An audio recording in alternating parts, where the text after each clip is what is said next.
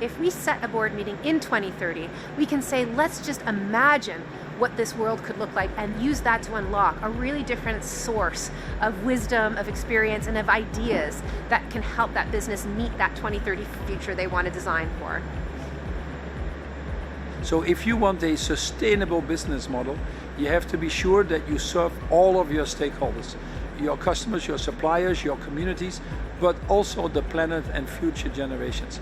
And that is really why this initiative of Board 2030 is so important and has all the rights to succeed.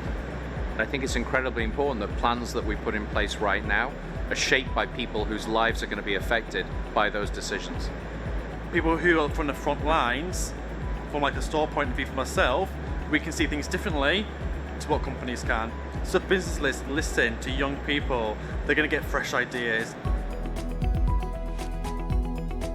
I think it's frustrating that we are starting the conversation putting the onus yet again on the individual consumer.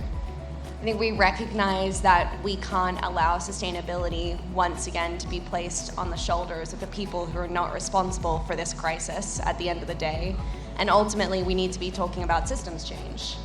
If we are the boardroom of 2030, and there are kind of removal questions, there are residual emissions, we're going to want to have your boardroom in 2020 be investing in those removals now, because right now they're not scaled.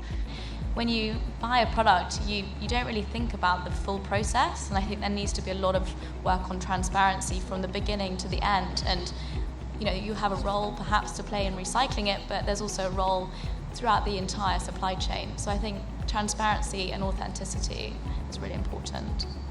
I've learned so much about those partnerships, the community fair trade, and the way that they're helping the communities, like helping them gain the financial independence, helping them have more access to healthcare, to education.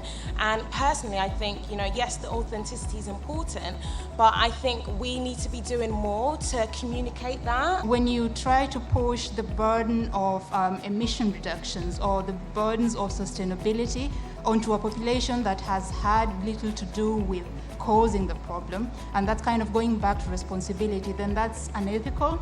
And so for the Body Shop, I think it's kind of just stepping back and thinking about what is our responsibility in causing this. When you're a purpose-driven business, you obviously shout about your values to attract those people who have those, so the right people in the business.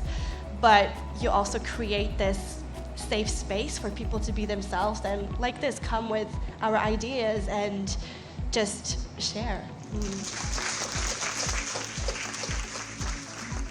Having Boardroom 2030 conversation for the Body Shop reminds us that we're kind of currently custodians of the company, and our job is to ensure it is fit to pass on to the next generation. It made us feel uncomfortable, it really challenged us, but the learnings that we had were tremendous.